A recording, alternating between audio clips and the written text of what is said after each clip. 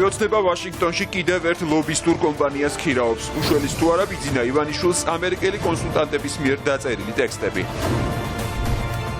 ხელისუფლება ოპოზიციის აქტიურობას ისევ კონტრაქციას უპირისპირებს, რაზე აკეთებს გათვლას მართველი გუნდი და რატო ბიდის ვითარების კიდევ უფრო გამწვავებას. მოგესალმებით, თქვენ უყურებთ მთავარს 12-ზე, მე მიშა სესიაშვილი ვარ. წმენდა აჭარის ტელევიზიაში ხელისუფლება კიდევ ერთ კრიტიკულ მედია საშუალებას ანადგურებს და მაუწყებელს საკუთარ პოლიტიკურ დღის წესრიგს სარგებს. გენერალური დირექტორის მითითებით ტელევიზიაში მასშტაბური საკადრო ცვლილებები იწყება და სხვადასხვა გამოგონილი მიზეზებით სამსახურიდან უშვებენ ჟურნალისტებს, რომლებიც იქ დამოუკიდებელ და ხელისუფლების მიმართ კრიტიკულ სარედაქციო პოლიტიკას ქმნიან. ხელისუფლების დაკვეთა მრჩეველთა საბჭომ უნდა აღასრულოს და მაუწყებელში კრიტიკული ველი მოასუფთავოს.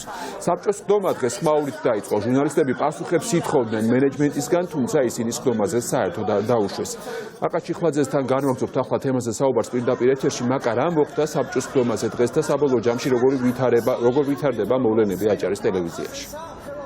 მიშა, პრინციპში შეიძლება ითქვას, რომ მოხდა უკვე ის, რასაც იშობდნენ ჩვენი კოლეგები აჭარის საზოგადოებრივი მაუწყებლიდან, რადგან მათი სიტყვა უკვე შეიზღუდა. ჯერ ეს არ მომხდარა სატელევიზიო ეთერში, მაგრამ ეს მოხდა დღეს ბორდის ხდომაზე, სადაც ისინი ითხოვდნენ მხოლოდ რამდენიმე წუთს. ამ ბორდის ხდომაზე ძალიან მნიშვნელოვანი გადაწყვეტილებები უნდა მიღებულიყო, გადაწყვეტილებები, რომლებიც ჟურნალისტების თქმით დაანგრევს მთლიანად აჭარის საზოგადოებრივ მაუწყებელს. სწორედ ამიტომ ამ გადაწყვეტილებების მიღებამდე მათ უნდათ საკუთარი მოსაზრება დაეფიქსირებინათ, რისი საშუალებაც არ მიეცათ. სწორედ ამიტომ ხმაურის ფონზე მიმდინარეობდა რამდენიმე საათის განმავლობაში ეს ხდომა, შესაბამისად ვერ მოხდა ვერც ამ გადაწყვეტილებების მიღება, თუმცა ჟურნალისტები ამბობენ, რომ ახალ მენეჯმენტს უკვე მიღებული აქვს ეს გადაწყვეტილება და მათ საკმარისი ხმებიც აქვთ ამისთვის და ეს ცვლილებები საბოლოოდ ალბათ მაინც განხორციელდება. ბატონო თავმჯდომარე, ასე გეშინიათ საკუთარი თანამშრომლების? თქვენი ლანდის ქვეშ იმალებით ხალხო, ჟურნალისტები ვარ და მოგვისმინეთ. ბატონო გიგა, რას გავს ახლა თქვენი საქციელი? ეს არის საუბარი იმაზე, რომ კონკრეტულ ადამიანებს საშტატო განრიგში თანამდებობებს უწვია. ყველა მიცის ამაგიდასთან ახლა ვინცა ვარ შეკრებილები, რომ ის პროცედურა ისე არ უნდა ხდებოდეს, როგორც ხდება. და ვითხოვთ დღის წესრიგთან დაკავშირებით აზრი დაგვაფიქსირებინოს. კანონი ამას არ გიკრძალავს, შეგიძლია მომცე ამისი უფლება და ამის უფლებას არ მაძლევს. ჩათვალე რომ გიშლი ხელს კი? ოღონდ ეს ობსტრუქცია არ არის. ობსტრუქციაზე არ წავსულვარ. ბატონმა გიგო ჩხარტიშვილმა მიიღო გადაწყვეტილება ერთპიროვნულად, როგორც გავიმეორებ კიდევ ერთხელ, ჩრდილო კორეაში კიმ ჩენ ინი მიიღებდა და გვითხრა რომ არა თქვენ ვერ მოგცემთ სიტყვის უფლებას, მე უნდა დავამტკიცოთ დღის წესრიგი. კი ბატონო, დღის წესრიგი უნდა დავამტკიცოთ, მაგრამ თუ ჩვენ კომენტარი გვაქვს კონკრეტულ დღის წესრიგზე და გვაინტერესებს რომ ეს დღის წესრიგი მაუწყებელს ანგრევს. როგორც ჩანს, ხელისუფლებისთვის უკვე სტრატეგიულ ამოცანად იქცა აჭარის ტელევიზიის დაუფლება და მასზე გავლენების გავრცელება, რადგანაც დღეს უკვე მთელი რესურსი იყო მობილიზებული იმისთვის, რომ აჭარის ტელევიზიის ბორდის ხდომის პარალელურად გარეთ ყოფილიყო ხარდამჭერი აქცია ბორდის და არა იმ ჟურნალისტების, რომლებიც ითხოვენ თავისუფალ სიტყვას და მათ არ დაუმალავთ ამ ადამიანებს, რომლებიც საგანგებოდ მოიყვანეს ტელევიზიასთან, რომ მათი განაწყენების მთავარი მიზეზი, რისთვისაც ისინი აჭარის ტელევიზიის თანამშრომლებს მხარდაჭერას არ უცხადებენ, არის ის, რომ მათ ითხოვეს გაშუქება ისეთი ამბების, სადაც უნდათ თორნიკე რიჟვაძისთვის, მაგალითად აჭარის ხელისუფლების უმაღლესი წარმომადგენლისთვის მადლობა გადაეხადა და სწორედ ამიტომ მოვიდნენ, როგორც ამბობენ ისინი, იმისთვის, რომ აჭარის ტელევიზიის ახალი მენეჯმენტისთვის დაეჭირათ მხარი. 2500 ბავშვი ცხოვრობს გაუსაზღვის პირობებში და მოხდა ერთადერთი ფუნდამენტის ჩასმა, რომელიც თორნიკე რიჟვაძეს დიდ მადლობას გადაუხდი მაგასთან დაკავშირებით, რომ დაიწყო ეს და ამის გამოხატვა გვინდოდა ჩვენი სიხარულის და იმ პრობლემების ჩაწერა თქვენთან დაკავშირებით. ჩვენთან ტრაქტორი და მძიმე ტექნიკა შემოვიდა, მე პირადად გამოვიძახი აჭარის ტელევიზია ჩვენ რისთვის გინდათ, რატო გინდათ? იმისთვის, რომ ბატონ თორნიკეს გადაუხადეთ მადლობა ამდენი წლის პროექტის განხორციელების გამომეტკიდა. ჩვენ მადლობისთვის არ დავდივართ. თუ მადლობა უნდა გადამეხადა ხელისუფლებისთვის, ამის გარანტი ვერ მიხდებოდით და ამიტომ არ ამოხვედით? რასაც ვითხოვდით, ის უნდა გადაგებდეთ. რასაც ვითხოვდით? იმას, რომ თორნიკე რიჟვაძე არ აკეთებს, ეს გინდოდა გვეთქვა? თუ მიხეს საკაშოს სამსახურებით ეს გინდოდა გვეთქვა? აჭარის ტელევიზიაზე რა პრობლემებია? მე მადლობა, აჭარის ტელევიზია თქვენი მიმდებარეა რა. ხმაური აჭარის ტელევიზიაში დაიწყო ბოლოს რამდენიმე დღის წინ, როდესაც დირექტორის მოადგილე გაათავისუფლეს დაუსაბუთებლად თანამდებობიდან და ახლა უკვე თავად დირექტორის მოადგილე და ის ადამიანები, რომლებიც გულშემატკივრობენ აჭარის საზოგადოებრივ მაუწყებელს და მისი სიტყვის დამოუკიდებლობას, ამბობენ, რომ მათი ეჭვები გამართლდა, რადგანაც შესარჩევი კონკურსი, რომელიც ამავე თანამდებობაზე ახლა არის გამოცხადებული, მორგებულია ერთ პიროვნებაზე და საგანგებოდ არის ის პირობები წამოყენებული, რომელსაც სწორედ ეს ერთი პიროვნება მოერგება. გუშინ გავიგეთ ჩვენ მაგალითად რომ დირექტორის მოადგილის პოსტზე შემოგვსვა შემოიტანა განცხადება ერთ-ერთმა პირმა, რომელსაც მართლაც არ აქვს მაგისტრის ხარისხი და არ ვიცი ეს საჭო დაემთხვა მოსალოდნელ რასაც ჩვენ ველოდებოდით და რა ინფორმაციაც ვრცელდებოდა ეს ყოფილი ერთმანეთს საჭო დაემთხვა. ნახოთ მგონი სწორედ ის არის რაც გონია. ეხლა გამოცხადებული კონკურსი დირექტორის მოადგილის თანამდებობაზე არის ერთგვარი მორგება კონკრეტულ ადამიანზე, ვახო ხუსმიაშვილზე. კონკურსის პირობებში ჩაწერილია, რომ ბაკალავრის განათლება სავსებით საკმარისია კონკურსში მიღებისათვის. წინასწარ კონკურსამდე გაიარეს კონსულტაციები ამ ადამიანთან, შესაბამისად მიკერძოებულად რომ ჩატარდება კონკურსი ჩვენ ეს უკვე ვიცით. ეს მიმართულია კონკრეტული დასაქმებულების გათავისუფლებისკენ, დასაქმებულები, რომლებიც არ მოწონს დირექტორს, რომლებიც არიან სარედაქციო დამოუკიდებლობის გარანტია ამ ეტაპისთვის მაუწყებელში. ხელოვნდელი გადაწყვეტილების გამო თუ მაუწყებელი შევაკრიზისი, მასზე პასუხისმგებლობა სრულად ეკისრება მაუწყებლის დირექტორს და მრჩეველთა საბჭოს უმრავლესობას. დღეს ბუნებრივია ჟურნალისტებმა კომენტარის თხოვეს თავად აჭარის ტელევიზიის ხელმძღვანელობასაც, რომ არსებულ კითხვებზე მათ ნაწილობრივ მაინც გაეცათ პასუხები, თუმცა ტელევიზიის ხელმძღვანელობამ დღეს შეუძლოდ ყოფნა მოიმიზეზა და მათ არც ერთ კითხვაზე არ უპასუხეს. მაკა ჩვენ კარგად გვახსოვს, რას ნიშნავს ხელისუფლების მიერ ორგანიზებული კონტრაქცია ჟურნალისტების წინააღმდეგ. მაკა ჩიხლაძე საუბრობდა აჭარის ტელევიზიაში დაწყებული წმენდის შესახებ. და საზოგადოებრივი მაუწყებლის აჭარის ტელევიზიაში განვითარებულ მოვლენებს ეხმიანება ომბუდსმენიც. სახალხო დამცველის შეფასებით აჭარის ტელევიზიაში მიმდინარე მოვლენები აჩენს ეჭვებს, რომ მთელი ამ პროცესის მიზანია კრიტიკული მედიის სარედაქციო პოლიტიკის შეცვლა. ნინო ლომჯარია აცხადებს, რომ ეს გარემოება განსაკუთრებით შემაშფოთებელია ხელისუფლებისგან დამოუკიდებელი ტელეკომპანიების მესაკუთრეებთან პირდაპირ თუ არაპირდაპირ დაკავშირებული სისხლის სამართლებრივი საქმეების წარმოების სიმრავლის გათვალისწინებით. და სასოწარკვეთილი ქართული ოცნება ვაშინგტონში კიდევ ერთ ლობისტურ კომპანიას ქირაობს, რომელსაც ივანიშვილის გუნდი ფულს ამჯერად ბიუჯეტიდან გადაუხდის. Straight Varios უმრავლესობა კონკრეტულ დავალებას აძლევს ამერიკელმა ლობისტებმა მმართველი პარტიის წევრების შეხვედრების წინ უნდა მოამზადონ საჯარო მიმართვის ტექსტები და უნდა შეურჩიონ მათ ამერიკელ პოლიტიკოსებთან კომუნიკაციის ენა. ხელშეკრულება ერთწლიანია და ხალხს ქართული ოცნების წევრების კომუნიკაციის უნარის დახვეწა ჯამში $100,000 დაუჯდება. ნათია გოგსაძე განაგებს ახლა ამ თემაზე საუბარს პირდაპირ ეთერში. ნათია, რას ამბობენ ვაშინგტონსა და თბილისში უშველის თუ არა ივანიშვილის გუნდს და მის რეპუტაციას კიდევ ერთი ლობისტური კომპანიის დაქირავება?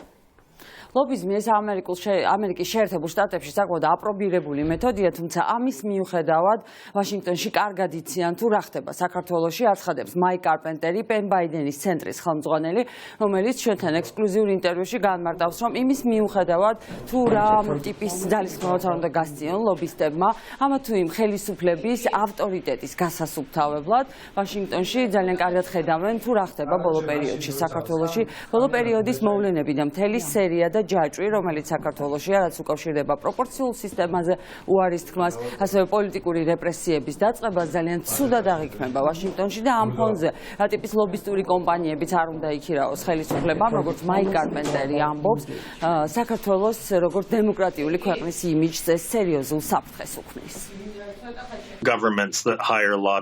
ბევრი მთავრობა ქირაობს ლობისტებს, რომ გაისუფთავონ საკუთარი იმიჯი და დაარწმუნონ გავლენიანი ხალხი ვაშინგტონში, რომ მათი პოლიტიკა არ მოდის წინააღმდეგობაში ამერიკის პრინციპებთან. მაგრამ კონგრესის წევრებმა ძალიან კარგად იციან სინამდვილეში რა ხდება, მათივე თანამშრომლებისა და სახელმწიფო დეპარტამენტისგან. ამიტომ რა მიზნით ქირაობს თქვენი მთავრობა ლობისტებს, ეს მათ უნდა გითხოთ. მაგრამ ვაშინგტონის გადმოსახედიდან მე ეს შემიძლია გითხრათ. მთავრობის მიერ პროპორციულ სისტემაზე უარის თქმა 2020 წლის არჩევნებისთვის, ყოფილი მერის გიგი უგულავას დაკავება და ოპოზიციის ლიდერების დევნა და ასევე სხვა ნაბიჯები ვაშინგტონში ქმნის შთაბეჭდილებას, რომ საქართველომ ევროატლანტიკურ კურსს გადაუხვია და ეს პრობლემატურია. და რაც შეეხება თავად კონტრაქტს და იმ ხელშეკრულებას, რომელიც იანვრის ბოლოს გააფორმა საქართველოს მთავრობა Mtavariasთან, ამ კომპანიასთან ქართული ოცნება თანამშრომლობს 2017 წლიდან. ამჯერად კი კონტრაქტს ხელს აწერს მთავრობის ადმინისტრაციიდან ნათია მეზრიშვილი და კონტრაქტში პირდაპირ წერია, რომ ყოველთვიურად $10,000 გადახდა, ჯამურად კი დაახლოებით 300,000 ლარზე მეტს გაიღებს ბიუჯეტიდან საქართველოს მთავრობა იმისთვის, რომ საქართველოს არა მხოლოდ ინტერესების ლობირება მოხდეს, არამედ ამ კომპანიამ შეიმუშაოს სასაუბროები, გამოსასვლელი სიტყვები, ისევე როგორც ელჩისთვის, პრემიერისთვის და ასევე მთავრობის მაღალი წევრებისთვის. როგორც ოპოზიციის წარმომადგენლები აცხადებენ, ამ ტიპის ცდილობებს მხოლოდ იმ შემთხვევაში ექნებოდა გავლენა და ეფექტი, თუ კი საქართველოს მთავრობა აჩვენებდა პარტნიორებს, რომ ის არ უხვევს ევროატლანტიკური ორიენტაციიდან და რაც ყველაზე მნიშვნელოვანია, ის ასრულებს საკუთარ სიტყვას, რომელსაც აძლევს საზოგადოებას ქვეყნის შიგნით და ქვეყნის გარეთ. ფული ვერ უგებს ხმას. რამდენი ლობისტიც უნდა დაიქირაოს უკვე ივანიშვილის ხელისუფლების გათეთრება დასავლეთის თვალში გარეცხვა ვერ მოხერხდება. ყოველი მომდევნო დაქირავებული კომპანიის შემდეგ ჩვენ რას ხედავთ ხარისხობრივ და რაოდენობრივ ზრდას კრიტიკის დასავლეთიდან. ამიტომ რამდენი მილიარდიც უნდა ჩამოდოს ივანიშვილმა ქართველ მომრჩეველში და რამდენი მილიონიც უნდა დახარჯოს ლობისტებში, მისი მილიარდები ვერ უგებს 1 მილიონს, როცა ეს მილიონი არის ხმა და ეს მილიონი ხმა იქნება მისი ნაყოფი. კონსულტანტები მნიშვნელოვანი ინსტრუმენტია სამუშაოდ, ოღონდ კონსულტანტები ვერ ცვლიან იმას, რაც რეალურად ხდება, ხელისუფლებას კი ვერ ჩაანაცვლებენ. ამიტომ რამდენი კონსულტანტიც არ უნდა დაიქირაოს ან გაუგრძელოს, რამდენიც მეტი ფულიც არ უნდა გადაუხადოს ივანიშვილმა. ეს არსებითად ვერაფერს ვერ შეცვლის. ხოლო ის ფორმები, რა ფორმის დაკვეთასაც მათ აძლევენ, მთელი ეს წლებია და ეხა განსაკუთრებით, ხო რა შეკვეთილი სტატიები გავაკეთოთო. თუმცა აწერია რომ შეკვეთილია სხვანაირად კი ვერ იზავ. ამ ტიპის მეთოდები პირიქით ამ ხელს ნებისმიერ რეჟიმს, რომ ეს არის ავტორიტარული რეჟიმი. ეგრე იქცევიან სამარცხვინო ავტორიტარული რეჟიმები. როგორც ივანიშვილის რეჟიმი იქცეოდა, იქ ეხა და რასაც გეგმავს, რაც ვნახეთ კონტრაქტში. და ბოლოს პრობლემა არის არა კონსულტანტები, არამედ ის, რომ ამოცანა ხელისუფლებას, რასაც მე კონსულტანტებს ასრულებენ, აქ არა საერთო ეროვნული პრობლემების გადაჭრა, არამედ წმინდა წყლის პარტიული ამოცანები, რაც ცალკე ნორმალური იქნებოდა, ოღონდ სხვა ამოცანა თუ არა გეგარი არა ნორმალური. პატარა ბავშვები რო იქცევიან, ხო, რომ 20 წუთში გაირკვევა, რომ ტყუილი არისო და ის 20 წუთი რო უნდა რომ გაკაჩოს, ხო? პატარა ბავშვები საყვარლები არიან, მაგრამ ხელისუფლებაში თუ არიან ეს კატასტროფაა. მედიცინამ სიკვდილის საწინააღმდეგო წამალი ჯერ ვერ მოიფიქრა. სოფლიო PR ტექნოლოგიებმა და ლობისტურმა კომპანიებმა ჯერ ვერ მოიფიქრეს მიცვალებული პოლიტიკური ძალის გაცოცხლებასთან დაკავშირებული ვერანაირი წამალი. თუ ასე სოფი დაემართათ ლობიზმის, ირანში ჩავიდნენ, სადაც ცნობილი მკითხავები და შემლოცავებია გადარჩენის კუთხით და ციმბირში ჩააკითხონ პუტინს, სადაც შამანებიც ასრულებენ გადარჩენის გარკვეულ რიტუალებს, მაგრამ დამერწმუნეთ მთელი გალაქტიკის ჯადოქრები და ტელეპათიური სამყაროები რომ ჩაირთოს მათ გადარჩენაში, ვერავინ მათ ვეღარაფერს ვეღარ უშველის, რადგან ისინი ქართველი ხალხის გულიდან სამუდამოდ განდევნილი არიან და უკან მათ იქ ვერავინ ვეღარ შეაბრუნებს. და მე შეგახსენებთ, რომ ქართულ ოცნებას წელს განსაკუთრებით ბევრი ლობისტური კომპანია ყავს ნაქირავები და საკმაოდ სოლიდურ თანხებსაც იხდიან ამ მომსახურებაში. გასულ წელს კი საქართველოს მთავრობას ცალკე ჰქონდა კონტრაქტები გაფორმებული ამერიკულ ლობისტურ კომპანიებთან და ასევე ორი კონტრაქტი ჰქონდა ეკონომიკის სამინისტროსაც. ნათია გოგსაძე საუბრობდა ქართული ოცნების მიერ დაქირავებული ახალი ლობისტური კომპანიის შესახებ. ოპოზიციის აქტიურობას კი ხელისუფლება შემხედრი ნაბიჯების ნაცვლად ისევ კონტრაქციებს უპირისპირებს და ისედაც პოლარიზებულ პოლიტიკურ გარემოს კიდევ უფრო ძაბავს. ოპოზიციის მიერ რუსული ჰიმნით მოწყობილი პერფორმანსის პასუხად მმართველმა პარტიამ მის ახალგაზრდულ ფრთას მობილიზება გაუკეთა და ევროპული საქართველოს ოფისთან შეკრება და ოპონენტებს დაუპირისპირა. თუმცა ოპოზიციის ოფისთან შეკრებილი ადამიანების ნაწილმა ისიც კი არ იცოდა ზუსტად ვის წინააღმდეგ გამოდიოდა. ფაქტია, რომ ივანიშვილის არჩევანი ახლა ვითარების კიდევ უფრო გამწვავებაა. ნინო სამყურაშვილთან განვაგრძობთ ამ თემაზე საუბარს მთავარის ეთერში. ნინო, როგორ აფასებენ ქართული ოცნების პასუხს ოპოზიციაში, მისი მიღწევა უნდა ბიძინა ივანიშვილს ამგვარი ქმედებებით?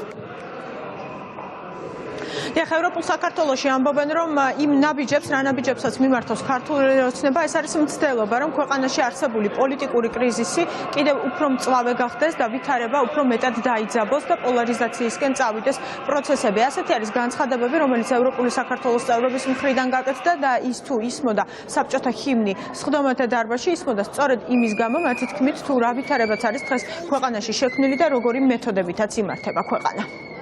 ძალიან სასაცილოა ზოგადად საბჭოთა სხდომაზე, რომელსაც სხვადასხვა ტიპის ახალი კონკავშირლები და ცეკას ძველი ინსტრუქტორები და კგბ-ს თანამშრომლები ესწრებოდნენ, ისე უშვებენ აქციაზე თავიანთ აქტივისტებს, რომ იმაშიც არ არკვევენ, ვისი გადადგომა უნდა მოითხოვონ და არ ვიცი, ეს ყველაფერი არის ძალიან არასერიოზული, თუმცა ქართული ოცნების ეს ბოლო ჟამის მმართველობისთვის ძალიან დამახასიათებელი იქნება და მომავალშიც უნდა ველოდოთ ესეთ კომიკურ რაღაც ნაბიჯებს, რომელიც კიდევ უფრო ნათლად აჩვენებს მათ ნამდვილ სახეს.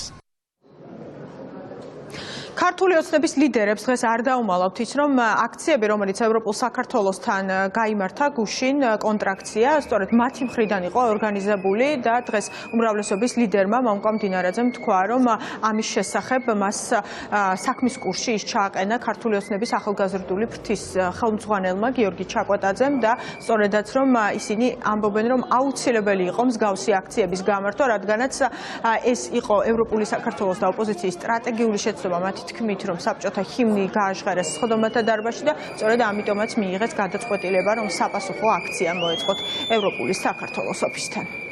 თუ ხოშტარიას ამით გამოსწორდა ის, რომ რუსული ჰიმნი თუ გაახმოვანა და გააჟღერა საქართველოს პარლამენტში, შემდეგ ერთ ახალგაზრდა შეეშლა და გვარი თქვა ხოშტარიას მაგრამ თხოფერია, ამის შემდეგ პრობლემა აღარ არის.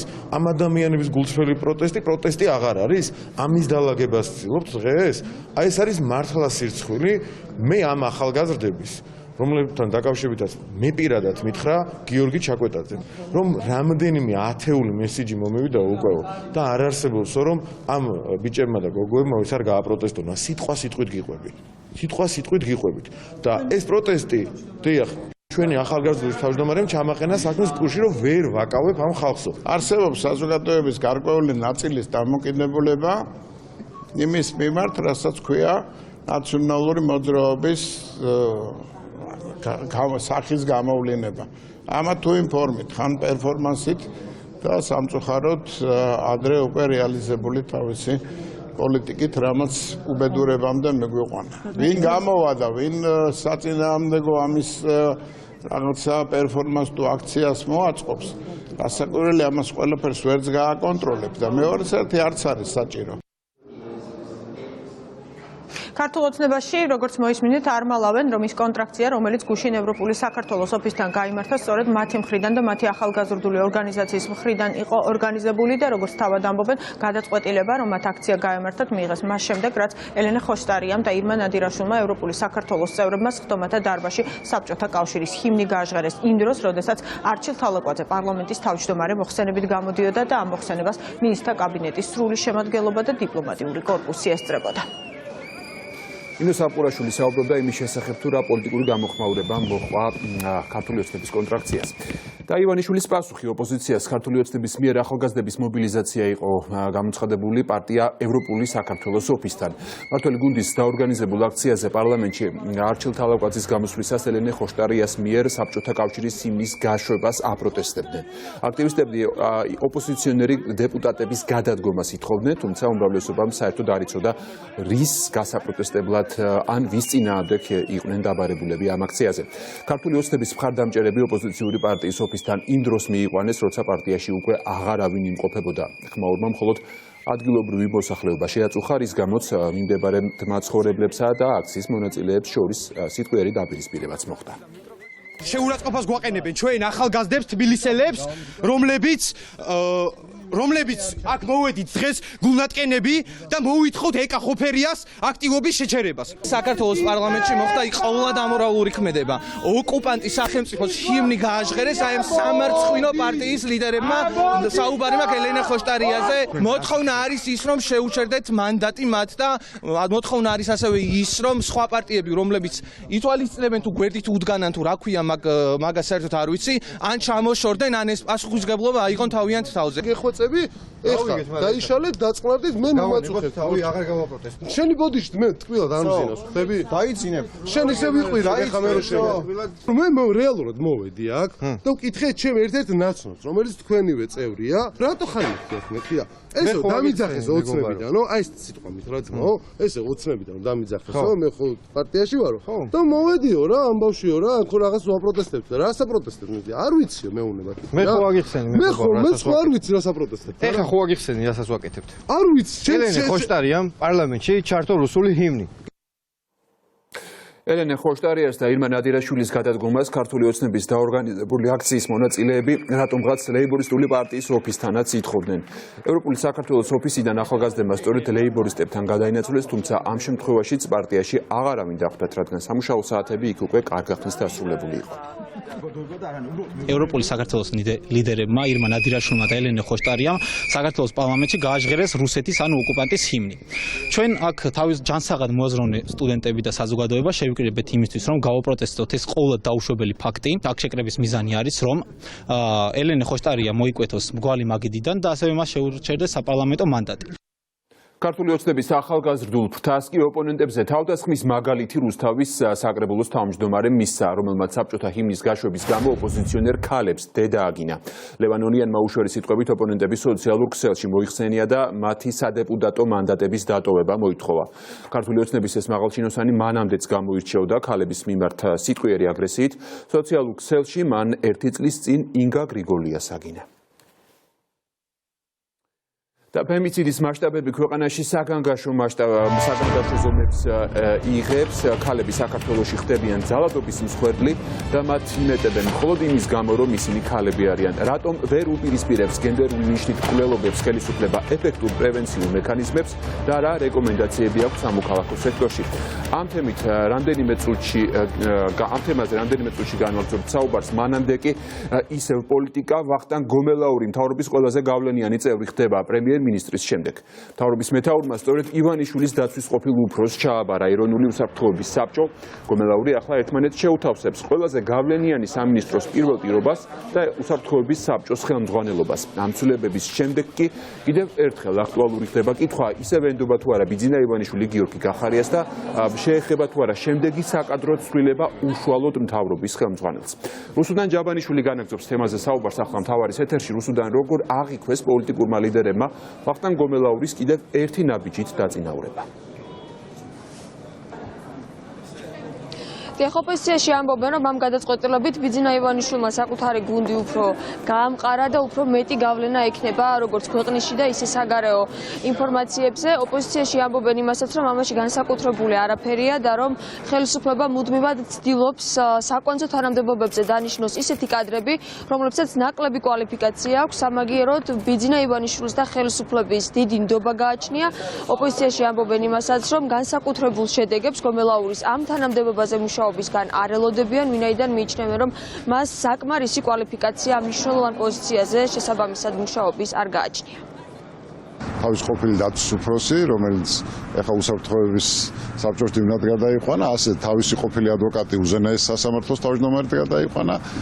ეხა შოთაძეს მეორედ მოსვლა ჩვენ ნახეთ გუშინ პროკურატურაში. ეს არის ძალიან ვიწრო წრე არის ის ადამიანებისა, რომელსაც დღეს ეყრდნობა ივანიშვილი და მათ შორის უპირველეს ყოვლისა რა თქმა უნდა ძალოვანები არიან და თulis რომ ამ ძალოვანების მეშვეობით შეინარჩუნებს ძალაუფლებას, თუმცა ეს ყველაფერი არის ძალიან დროებითი ფაქტორი. თან გაითვალისწინეთ ისიც რომ ივანიშვილი ბოლომდე არავის არ ენდობა საბოლოო ჯამში, ხო, ეს ყველაფერი დროებითია და ერთ დღეს შეიძლება ვიღაცას წენა გაუჩნდეს და მოისროლოს იმ პოსტიდან როგორც არაფერი, ასე რომ ეს ის სპირალია უკვე საიდანაც ამოსავალი წერტილი არ არსებობს, ვინც არ უნდა დანიშნოს სად როგორი ნდობაც არ უნდა გამოუცხადოს, ეს ხელისუფლება უკვე ძირმომპალი ხუხულა ასავით არის, რომელიც ინგრევა და ძალიან მალე ჩამოიშლება. ივანიშვილის ხელისუფლება მისმა მახინჯმა ფორმა მმართველობის ყველანაირი აზრი დაუკარგა სახელმწიფო ინსტიტუტებს სამწუხაროდ და პრაქტიკულად არანაირი მნიშვნელობა არ აქვს ვინც რა პოსტი უჭირავს. ამ შემთხვევაში შინაგან საქმეთა მინისტრი ითავსებს ხოლმე უსაფრთხოების საბჭოს დივნის ფუნქციას და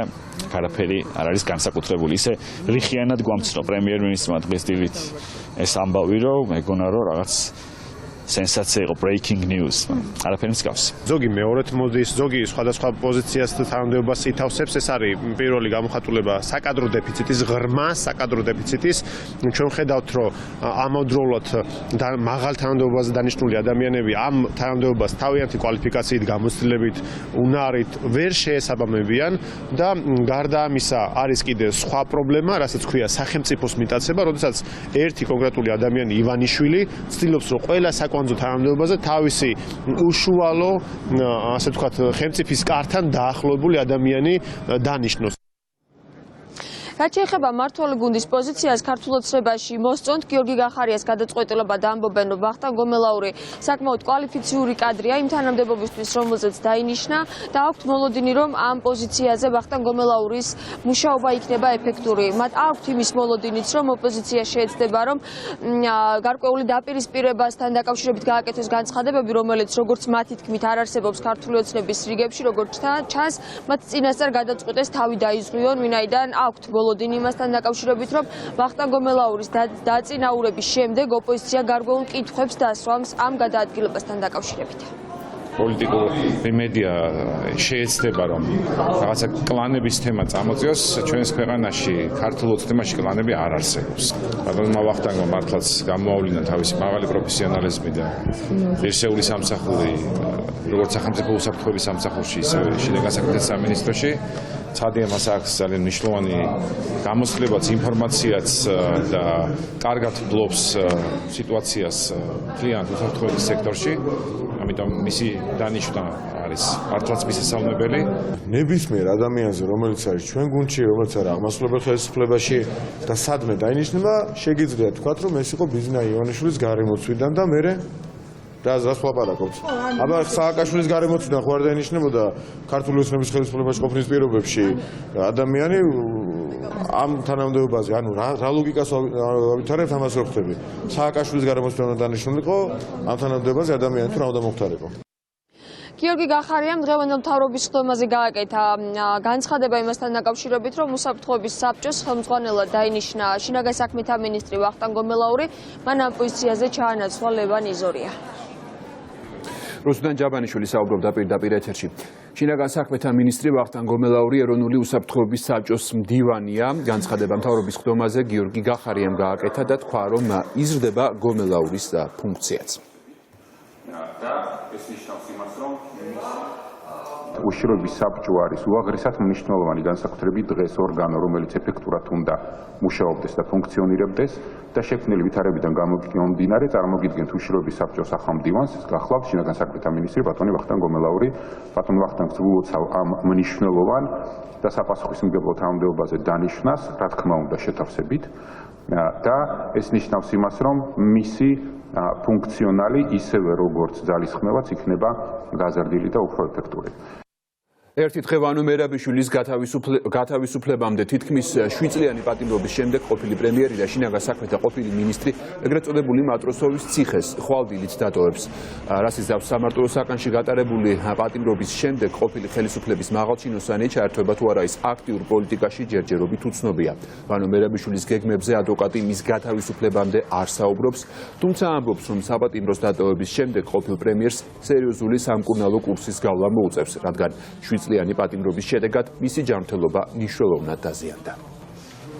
ერთი რამ შემიძლია დაზუსტებით გითხრათ, რომ ის არის საკმაოდ კარგად ამ ეტაპზე, არის მხნედ, რას აპირებს შემდგომ პოლიტიკურად აქტიური იქნება, არ იქნება, რომელი პარტიაში მივა, არ მივა, ამასთან დაკავშირებით ის თავად გააკეთებს განცხადებებს, ბუნებრივია ჩაიტარებს გამოკვლევებს, იმიტომ რომ პატიმრობაში ყოფნის პირობებში მას ჰქონდა რაღაც გარკვეული ჯანმრთელობის პრობლემები და ბუნებრივია და ლოგიკურია, რომ ეს ადამიანი საკუთარ ჯანმრთელობას გადაამოწმებს, შეიძლება ასე ითქვას. ფემიციდი საქართველოში უკვე საგანგაშო მასშტაბებს იძენს ხელისუფლება ვერ ატარებს ეფექტურ პრევენციულ ზომებს. დღეს მოქმედი კანონმდებლობით გენდერული ნიშნით მკვლელობა დამამძიმებელ გარემოებადაა მიჩნეული, მაგრამ გამოძიების ეტაპზე ამისი გამოკვეთა როგორც წესი ვერ ხდება ხოლმე. ნინო გაზდელიანი შემოგვიერთდება ახლა თემის დეტალებით მთავარის ეთერში. ნინო, რატომ ვერ აანალიზებს ხელისუფლება ამ რისკებს და რა რეკომენდაციებით გამოდიან ექსპერტები? ფემიციდის თემაზე მომუშავე არასამთავრობო ორგანიზაციები სწორედ მოუწოდებენ ხელისუფლებას, რომ უფრო ფართო ჭრილში და მასშტაბურად შეხედოს ამ პრობლემას. მათი შეფასებით ეს ადამიანები ხდებიან მსხვერპლი სწორედ იმიტომ, რომ არიან ქალები და მნიშვნელოვანია, რომ გამოძიების ეტაპზე გამოიკვეთოს გენდერული ნიშნით ჩადენილი დანაშაული, ვინაიდან თუ ეს დადგინდა, ეს უკვე მიიჩნევა როგორც დამამძიმებელი გარემოება. თუმცა ვიდრე ტრაგიკული შემთხვევები დადგება, აუცილებელია რისკების სწორად შეფასება და ასევე უფრო ეფექტური პრევენციული ღონისძიებების გატარება, ვინაიდან შემაკავებელი თუ დამცავი ორდერები, როგორც ისინი ამბობენ, არ არის საკმარისი და ხშირ შემთხვევაში ძალადობის შესახებ შეტყობინებები არ შედის პოლიციაში.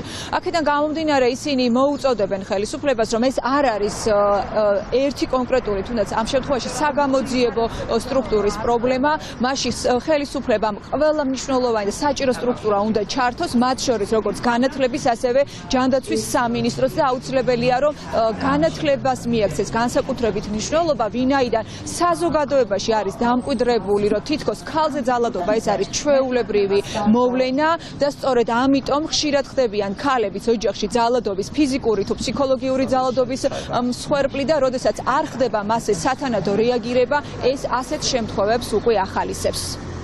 ოჯახში ძალადობა და მისი უკიდურესი გამოვლინება ფემიციდი არის სოციალური პრობლემა. ეს არ არის მხოლოდ ეს არ არის ჩვეულებრივი კრიმინალი, მოდი ასე ვთქვათ, სადაც რა თქმა უნდა სასჯელს და ადამიანების დასჯას აქვს თავისი წილი და შეუძლია რომ გარკვეული ზემოქმედება კონდეს საზოგადოების სოფხედველობაზე, მაგრამ ეს საკმარისი არ არის. ჩვენ სამწუხაროდ ვცხოვრობთ ისეთ საზოგადოებაში, სადაც ქალი ჯერ კიდევ საზოგადოების დიდი ნაწილისაგან მიიჩნევა ქმრის საკუთრებად, ყოფილი ქმრის საკუთრებად. გენდერული მოტივის გამოკვეთა მსგავსი სახის დანაშაულებში არის ძალიან მნიშვნელოვანი იმისთვის, რომ ჩვენ სწორად მოვახდინოთ იდენტიფიცირება შემდეგ უკვე ამ დანაშაულების. და ასევე ძალიან მნიშვნელოვანია განათლება და ეს პროცესი უნდა დაიწყოს საწყის ეტაპზევე, ანუ სკოლაშივე უნდა მოხდეს ამ პრობლემების განხილვა, შესწავლა იმისთვის, რომ შემდეგ უკვე როდესაც ისინი გახდებიან ზრდასრული ადამიანები შეძლონ გაარჩიონ ერთმანეთისგან რა არის თქვათ ის გარემო, რომელიც შეიძლება იყოს კონფლიქტური და ძალადობრივი და როგორი არ უნდა იყოს ზოგადად ოჯახი. წელს ფემიციდის და ზოგადად ქალზე ძალადობის 6 შემთხვევა მოხდა, მათ შორის 3 ტრაგიკულად დასრულდა. ფემიციდის ფაქტს განცხადებით გამოეხმაურა სახალხო დამცველიც, მისი შეფასებით ეს ფრაგმენტული ღონისძიებები ხელისუფლების მხრიდან არ არის საკმარისი და უფრო მეტი უნდა გაკეთდეს განათლების, ასევე საზოგადოებაში მყარად გამჯდარი სტერეოტიპების შესაცვლელად და მსხვერპლთა მხარდასაჭერად. მსხვერპლთა მხარდაჭერა არის ასევე ის ფაქტორი, რომელზეც ამახვილებენ ყურადღებას არასამთავრობოებიც და ამბობენ, რომ ხშირ შემთხვევაში ქალები სწორედ ხდებიან ძალადობის მსხვერპლი, იმიტომ რომ მათ არ აქვს საკუთარი შემოსავალი და არ შეუძლიათ დამოუკიდებლად არსებობა. ძალადობის შემთხვევაში თავშესაფარში გადაყვანა კი ეს არის მხოლოდ დროებითი ღონისძიება და ასევე მნიშვნელოვანია ხელისუფლება მიფიქროს, როგორ უნდა იარსებოს ქალმა მას შემდეგ, რაც მას უკვე მოუწევს ეს თავშესაფარი დატოვოს. ნინო გაზდელიანი საუბრობდა ფემიციდის საგანგაშო მასშტაბების შესახებ ქვეყანაში. საქართველოს მართლმსაჯულების სისტემა პოლიტიკურად მოტივირებულს გავს, ამის შესახებ ლიეტუვის სეიმის წევრი ლაურინას კაშიუნასი წერს, რომელიც გიგი უგულავას დაპატიმრებას ეხმაურება. კაშიუნასმა 18 თებერვალს ტვიტერზე დაწერა: სიტუაცია ბადებს გონივრულ კითხვებს საქართველოს სასამართლო სისტემის შესახებ, რომელიც ახლა პოლიტიკურად მოტივირებულს გავს და ეს ცუდ ზეგავლენას ახდენს მმართველი პარტიისა და ოპოზიციის წარმომადგენლებს დიალოგის წარმატებით გაგრძელებაზე. დღეს თბილისის საქალაქო სასამართლოში ნიკა მელიას საქმის განხილვა გაგრძელდება, პროცესი 20 ივნისის ეპიზოდს შეეხება. განხილული იქნება ბრალდების მხარის მტკიცებულებები, კერძოდ კი დაიკითხებიან პოლიციელები, რომლებიც უშუალოდ მონაწილეობდნენ 20 ივნისის აქციის დარბევაში. დაბადების დღე ბიძინა ივანიშვილის მეცნიერებათა აკადემიამ მიულოცა, თუმცა პოსტი Facebook გვერდიდან მალევე წაშალეს. ეს გადაწყვეტილება აკადემიის პრეზიდენტმა გიორგი კვესიტაძემ მიიღო. აკადემიის პრეზიდენტმა კი რადიო თავისუფლებას უთხრა და განუმარტა, რომ მილოცვის ქვეშ უამრავი გინება იყო, რის გამოც იძულებულები გახდნენ მილოცვის ტექსტი წაეშალათ. 200 კომენტარი იყო, უკანასკნელი დედის გინებით მილოცვა წავშალეთ, აბა რა გვექნა, აცხადებს რადიო თავისუფლებასთან მეცნიერებათა აკადემიის საზოგადოებასთან ურთიერთობის სამსახურის წარმომადგენელი. პარტია ქართული ოცნების თავმჯდომარეს კი ბიძინა ივანიშვილის დაბადების დღე მეცნიერებათა აკადემიის სახელით ასეთი ტექსტით მიულოცეს. თქვენ თავად მეცნიერს დიდი ამაგი გაქვთ ქართული მეცნიერების განვითარების საქმეში. მარადიული მადლიერება გაქვთ დათესილი ქართულ აკადემიებში, წერდნენ მილოცვის ტექსტში. საქართველოს მთავრობა დაცული ტერიტორიების ფართობს 100,000 ჰექტრით აფართოებს და კორიდორს უწყობს კეთილშობილურ კავკასიურ ირმებს. განცხადება დღეს მთავრობის ხდომაზე პრემიერმა გააკეთა და ბუნების ძეგლების დაცვის მნიშვნელობაზე ისაუბრა. ჩვენ ვქმნით ესეთ მნიშვნელოვან არეალს, სადაც ხელს შეუწყობთ გარემოს დაცვას. გარდა ამისა, ხდება ბორჯომი ხარაგაულის დაცული ტერიტორიის გაფართოება 4000 კვადრატული მეტრით, რაც ნიშნავს იმას, რომ ეს უნიკალური ტერიტორია, რომელიც ჩვენ საქართველოში გვაქვს, კიდევ უფრო ეფექტურად შეძლებს სახეობების შენარჩუნებას. აქ კონკრეტულად საუბარია დერეფნების შექმნისთვის, კავკასიური ირმის, კეთილშობილი ირმის და არჩვის თვის კავკასიონის, მცირე კავკასიონის დასავლეთის ქედებისკენ კორიდორის შექმნაზე. ეს უაღრესად მნიშვნელოვანია. ეკლესია მონასტრებისთვის, რომლებიც ბუნებრივად ტყეში მდებარეობს, 20 ჰექტარი ტყის გადაცემა ბუნებრივი რესურსის შენარჩუნების და სწორად მართვის საშუალებას მოგცემს, აცხადებს სოფლის მეურნეობის მინისტრი. ლევან დავითაშვილისთვის საკითხის გარშემო ატეხილი ხმაური გაუგებარია და ამბობს, რომ ცვლილება არჩევნებს არ უკავშირდება. ტყის კოდექსი შემუშავებულია ტყის მართვის ეროვნული სტრატეგიის შესაბამისად, რომელიც ჯერ კიდევ 2013 წელს შეიქმნა, ისე რომ როდესაც საუბარია იმაზე, რომ ეს არის გარკვეული საარჩევნო ინსტრუმენტი დაუშვათ საპატრიარქოსთან ურთიერთობის კუთხით, ეს ვფიქრობ, რომ აბსოლუტურად საფუძველს მოუკლებულია განისაზღვრა კონკრეტული რაოდენობები თუ კონკრეტულ ეკლესია მონასტრებს, რომელიც ბუნებრივად დაუშვათ ტყეში მდებარეობს, მას შეიძლება ჰქონდეს არაუმეტეს 20 ჰექტარი ტყის, რაც ასევე ტყის სწორად შენარჩუნების და მართვის საშუალებას მოგცემს. საკრებულოს ფრაქცია ნაციონალური მოძრაობის წევრებმა ორბელიანის მოედანზე არსებული მშენებლობა გააპროტესტეს. მათი ინფორმაციით ტერიტორია ქართულ ბანკის საკუთრებაშია და მშენებლობის ნებართვა გაცემული აქ არ არის. ფრაქციის წევრებმა ადგილზე მერის მუნიციპალური ზედამხედველობის სამსახური გამოიძახეს. ადგილზე მისული ოფიციალური პირები კი აცხადებენ, რომ საქმის წარმოება დაიწყეს, თუმცა როდის შეიტყვეს მათ უკანონო მშენებლობის შესახებ ან რა ვადაში მოუწევს დამკვეთს კანონდარღვევის აღკვეთა, ამ ინფორმაციას ზედამხედველობის სამსახურის წარმომადგენლები აღარ აკონკრეტებენ.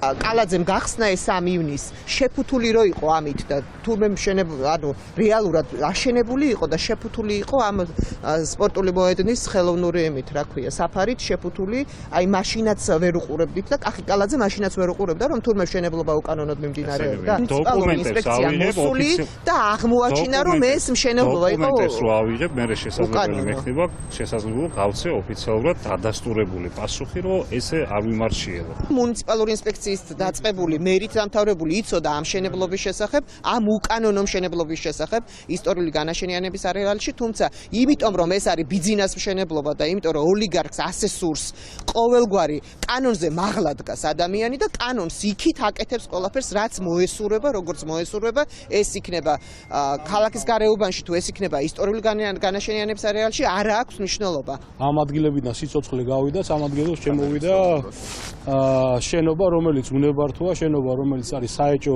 არქიტექტურული ხარისხი. ჩვენ ვხედავთ, რომ მთლიანად ძველი თბილისი, როგორც ესეთი გახსნილი სივრცითი ორგანიზმი აქ პირიქით ამოივსო, ჯერ პანორამა თბილისის, ისე რომ ნემსის ჩასაგდების სივრცითი ადგილი აღარ არის, ეხლა ეს საეჭო ღირებულების შენობა, რომელიც უნებართოა. ჩვენი სამსახურის მიერ დაწყებული ადმინისტრაციული საქმის წარმოება, რაც იმას ნიშნავს, რომ გაიცა მითითება, განისაზღვრა გონევრული ვადა. გონური ვადის გასვლის შემდეგ სამართალდარღვევის აღმოფხვრელობის შემთხვევაში სამსახური მიიღებს კანონით დადგენილ გადაწყვეტილებას. თბილისის მერის განმარტებით შეთანხმება M-კვადრატთან უკვე მიღწეულია და სამშენებლო კომპანია სვეტის დაზარალებულები ჯამში 2500-მდე ოჯახი ეტაპობრივად დაკმაყოფილდება. კალაძის განმარტებით უახლოეს პერიოდში გაიცემა შესაბამისი სამშენებლო ნებართვებიც. მერის თქმით მიმდინარეობს მუშაობა ცენტრპოინტის დაზარალებულების პრობლემის გადასაჭრელადაც, მათი რაოდენობა კი 6000 ოჯახს აღწევს. გამოინახა სამშენებლო კომპანია M-კვადრატი. ყველა პროექტზე ეს ეხებოდა მირცხულავას, ნუცუბიძისა და ჭყონდიდელის ქუჩებს. ყველა ამ მისამართზე პროექტები არის შეთანხმებული.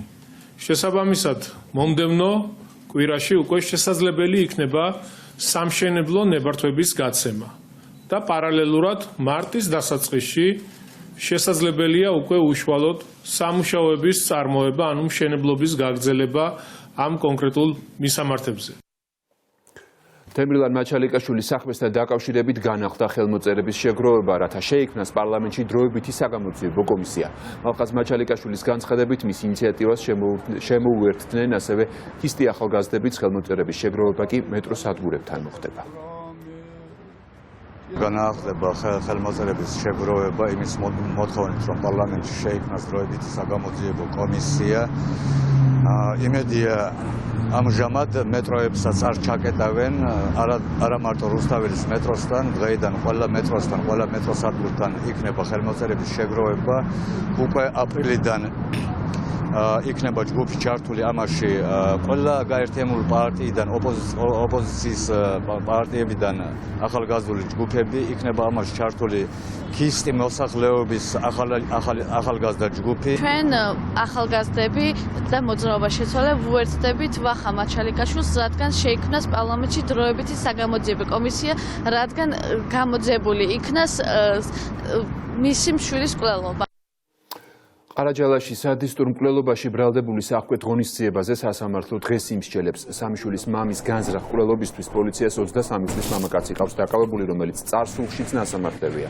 ბრალდებულმა სავარაუდოდ გაძარცვის მიზნით ტაქსის მძღოლი თბილისიდან სოფელ ყარაჯალაში ჩაიყვანა, ჯერ დაჭრა, შემდეგ გაქურდა და კვალის დაფარვის მიზნით მანქანა მძღოლთან ერთად დაწვა. დღეს იმსჯელებენ ახოთ ღონისძიებაზე. ჯერჯერობით ბრალდების მხარეს არ აქვს ის საკმარისი მტკიცებულებები წარმოდგენილი. დავოლოდოთ რა თქმა უნდა გამოძიებას, ჯერ კიდევ მიმდინარეობს. აქედან გამომდინარე, ვერ გეტყვით წინასწარ რა არგუმენტები ექნება ახლა ბრალდების მხარეს სასამართლო პროცესზე. როგორც ჩვენთვის ცნობილია, მას ჰქონდა წარსულში ფსიქიკური პრობლემები და ზუსტად აქედან გამომდინარე, მის მიმართ დაინიშნა აღნიშნული ფსიქიატრიული ექსპერტიზა. თურქეთში მოპარულ ავტომობილებს საქართველოში ყიდიან. ინფორმაციას ამის შესახებ თურქული მედია ავრცელებს. ჟურნალისტი ამბავს ერთი ქალბატონის მაგალითზე ყვება, რომელსაც საკმაოდ ძვირადღირებული მანქანა სტამბულში 2016 წელს მოპარეს. 2020 წელს კი უკვე ბათუმში იპოვეს. თურქული მედია სადაზღვევო კომპანიაზე დაყრდნობით ამტკიცებს, რომ ქვეყანაში ავტომანქანების ხურდობის ფართო ქსელი მუშაობს, რომელსაც მოპარული ძვირადღირებული მანქანები საქართველოში გადაჰყავს. მათ მოსაძებნად კი დახმარებას უკვე ინტერპოლს სთხოვენ.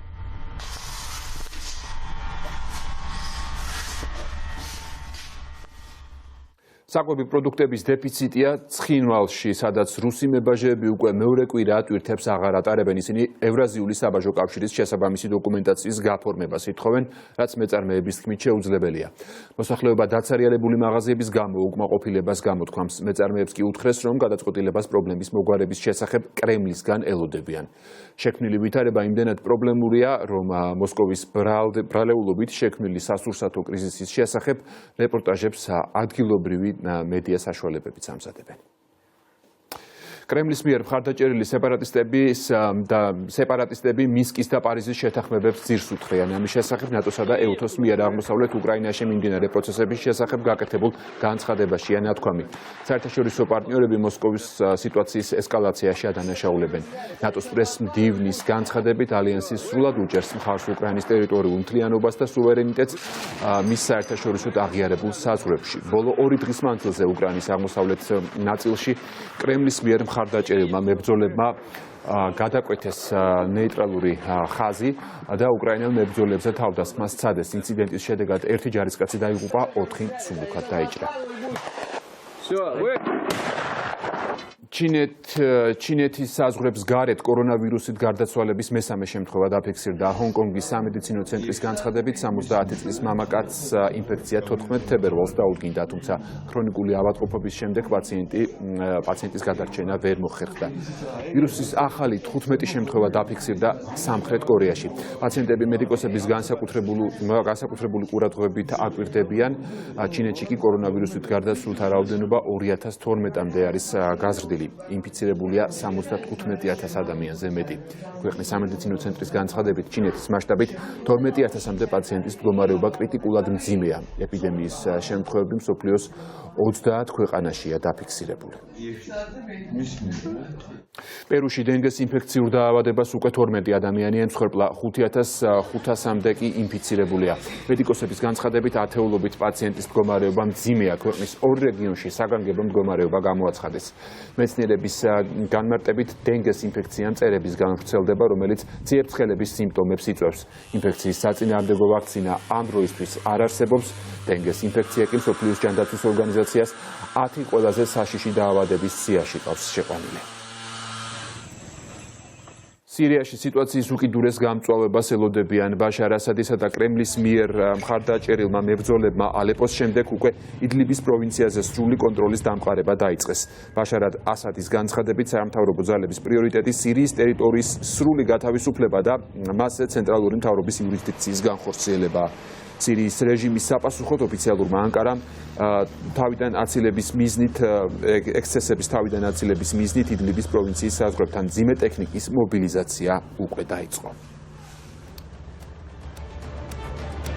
ასეთი იყო ახალი ამბები ამ დროისთვის, ჩვენ პირდაპირ ეთერში უკვე 3 საათზე დავბრუნდებით.